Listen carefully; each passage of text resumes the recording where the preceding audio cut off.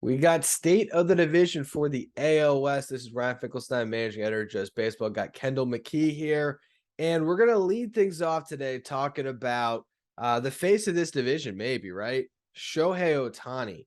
I wrote an article today for Just Baseball saying Shohei Ohtani is still the league's most valuable player. And granted, if we look at his case against Aaron Judge still should be the favorite, is the runaway. I get it.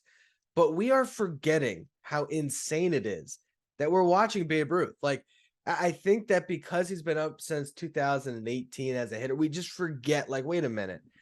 Here's this guy who should be top 10 right now in Cy Young voting easily, if not top three. And oh, yeah, he's got 26 tanks on the year.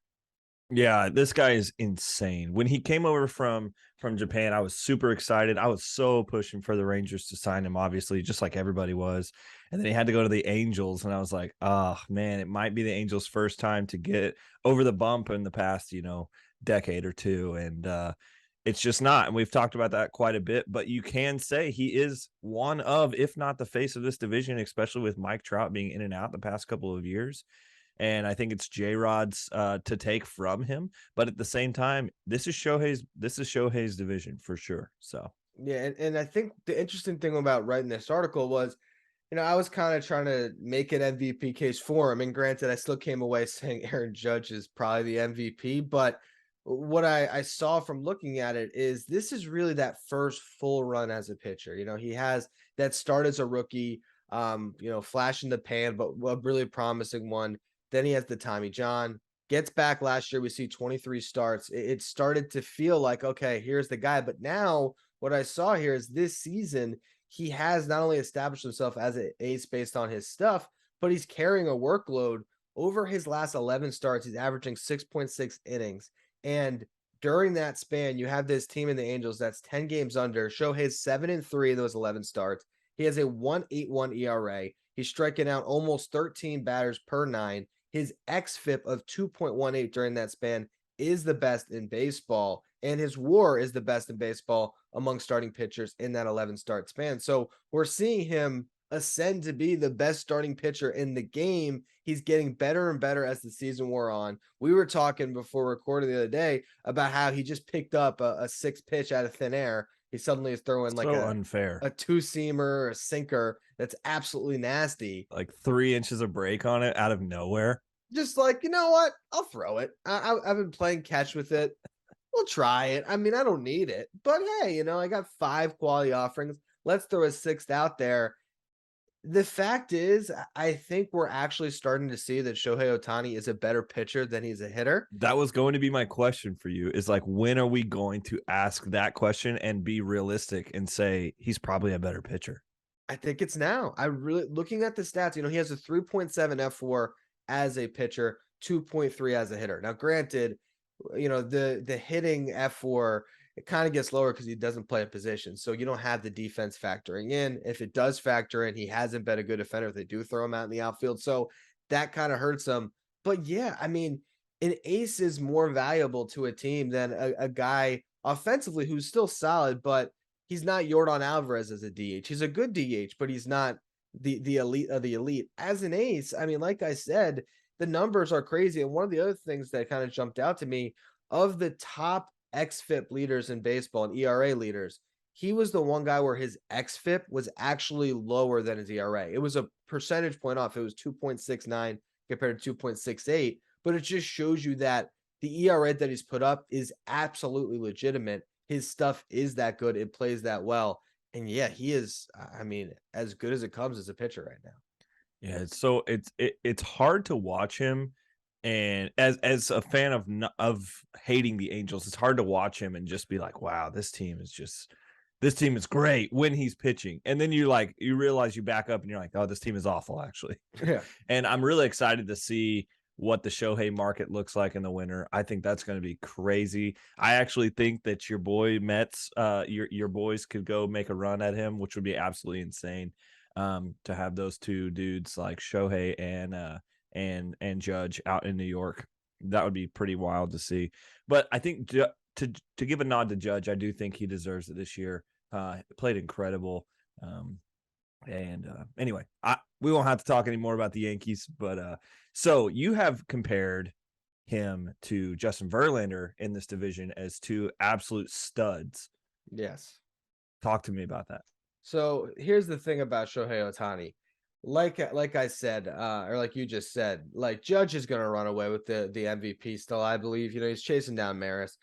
The one thing that Shohei has where he could get in the mix is he has 9 more starts and he has 200 probably more plate appearances. So who knows where this goes? And the crazy thing I put in the article is this could be the first ever 200 strikeout, 40 home run season we've ever seen.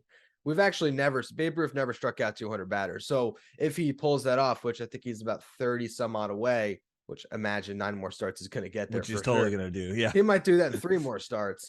Yeah. You know, we're going to be looking at almost definitely the first 30 home run, 200 strikeout. But as an MVP, his odds are still long. As a Cy Young, he's got a chance here. I think Justin Verlander, almost similar to the Judge, kind of runs away with it based on the narrative coming back from Tommy John, 39.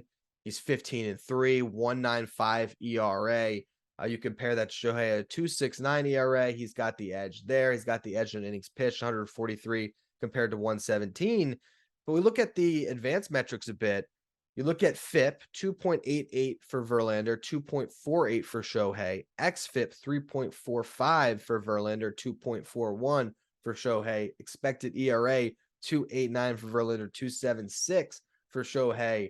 The strikeouts, you're talking about literally 4 more strikeouts per 9, 12.69 for Shohei compared to 8.69. The walks, Verlander has an edge. The home runs, Verlander has an edge. The BABIP, Verlander has an edge. But again, all those other advanced metrics point towards Shohei being the better pitcher. And if he has a strong 9 starts to close out the year, and like I said, he's been as good as anyone in baseball, he could surpass Verlander down the stretch here. So if you're a betting man, who are you taking? I'd still, just knowing the voters, right? Justin Verlander won a Cy Young in a year where Garrett Cole probably should have. I think that he has a lot of fans when it comes to the voters. So I still would probably think that Verlander is going to win it. But if we were to look up the odds, I would imagine that Shohei's getting longer odds right now. And with that, I would maybe say that's the better bet because you might be able to get more value. Let me try to pull these up real quick here. We're looking at, so this was July 31st. So that's still a couple weeks ago, but at that point it was McClanahan at plus 158 and Verlander at plus 223, Cease at plus 825.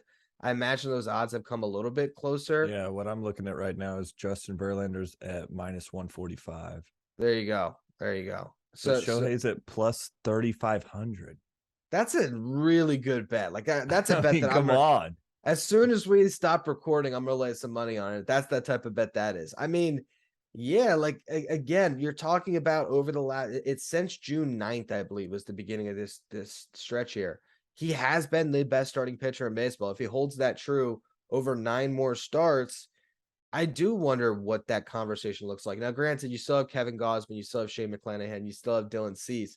There's other names in the mix, but I don't know. I think there could be a windfall. Shohei here. Plus 3,500. I'll take that. Right? That's some nice odds for a guy that just picked He's the up first 4-digit guy. Yeah, it's Shane McClanahan, Dylan Cease, and Justin Verlander in front of him. And personally, like I like Shohei more than the other 3. Shane's kind of been beat around a little bit. So what the narrative in our group chat, are you in the group chat anymore? No, the narrative in the group chat is the home run first inning home run from McClanahan. Yeah, so shoot, what was I gonna say? I had a question. Doesn't matter.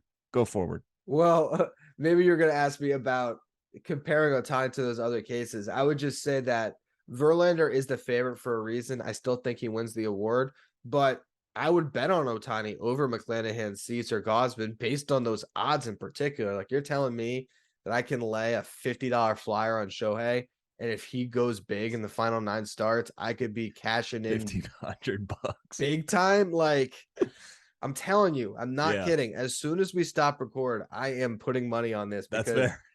That's how good this guy is. And I mean, the bottom line, looking over the article, Combine that F4 of 6.0 for Shohei right now.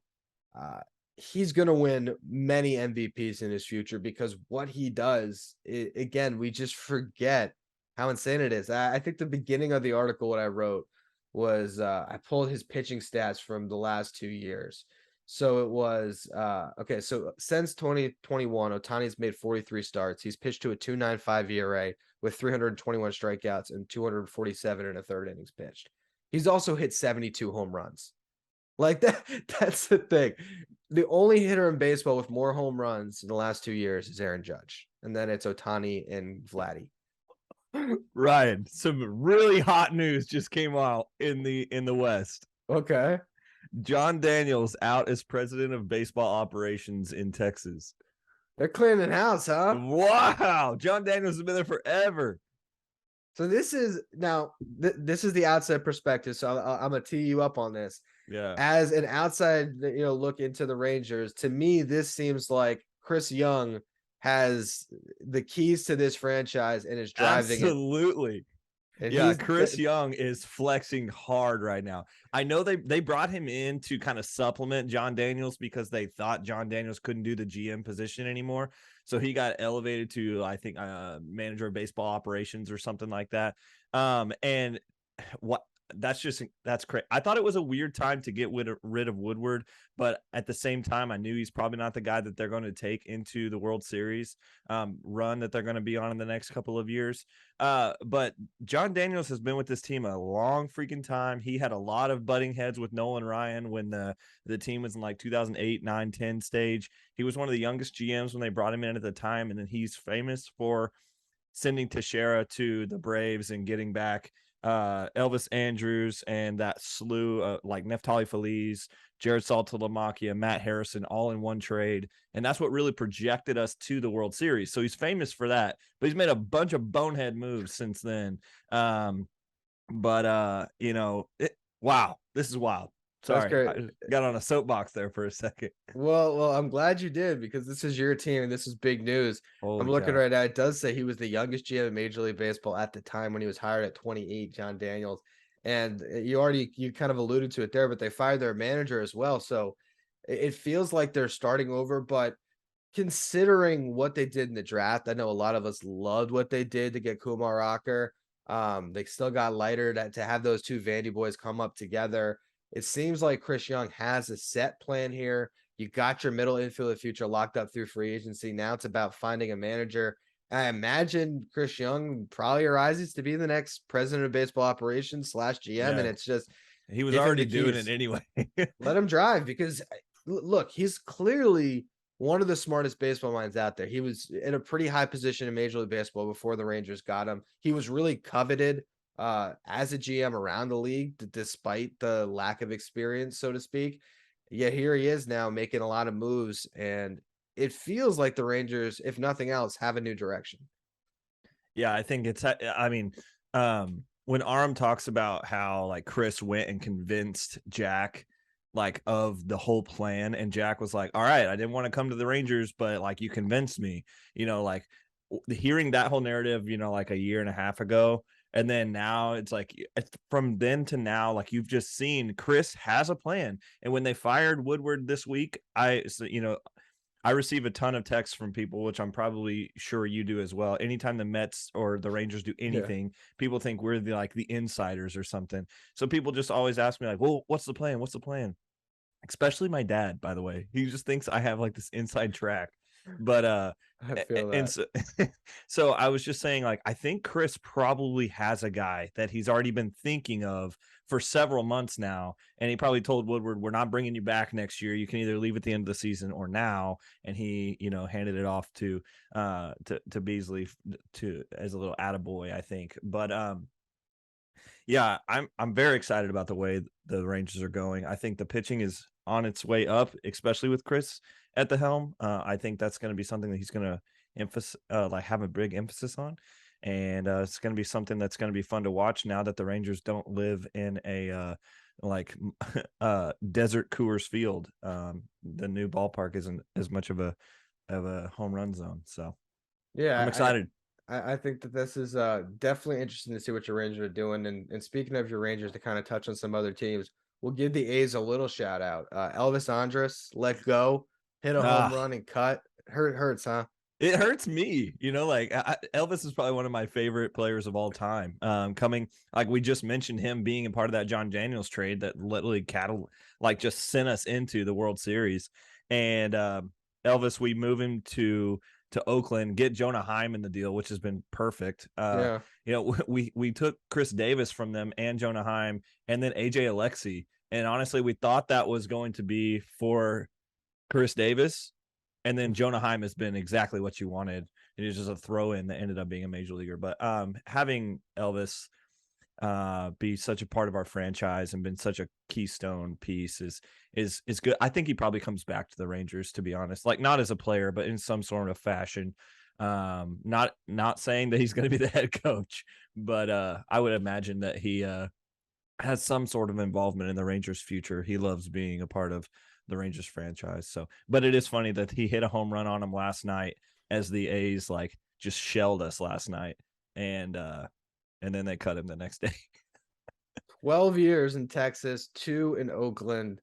Not a terrible season, honestly. He has a 97. Last year was OPS way plus. worse than this Yeah. year, but Yeah, not bad. He got on base in a 301 clip. I mean, he still probably has a couple years left if he wants him to be a kind of utility infielder that'll bounce around. We'll see if he wants to stick around like that.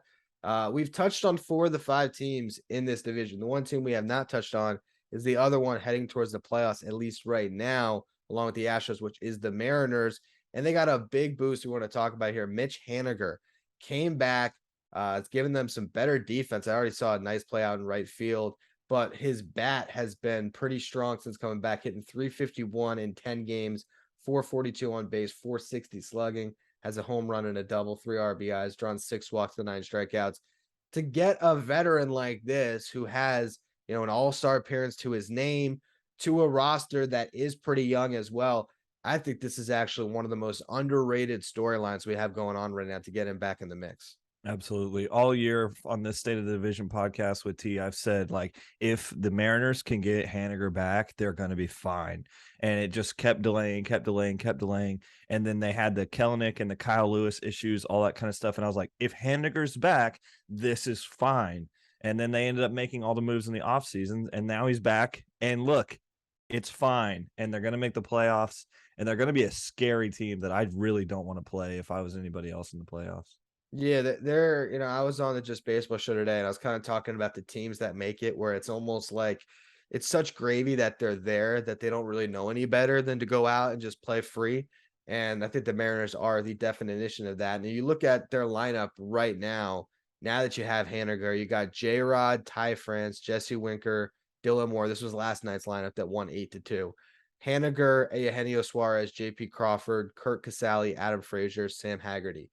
It's not a bad lineup. I mean, I really, honestly, I like it. Other yeah, than the catching position that I seem to not have a great hold on it. I mean, I like it.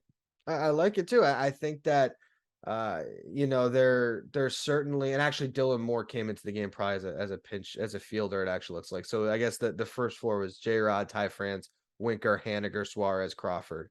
That's not bad. Like you said, the catcher position, obviously Frazier hasn't had the best year. Haggerty is a guy that I think has kind of just come up recently and been pretty solid for them, but they have some guys now. The middle of that lineup with France, Winker, Moore, or France, Winker, Haniger, that's pretty solid behind J-Rod. So, yeah, I like that lineup. I think that Castilla's been great for them. They're looking like a pretty clear-cut playoff team to me.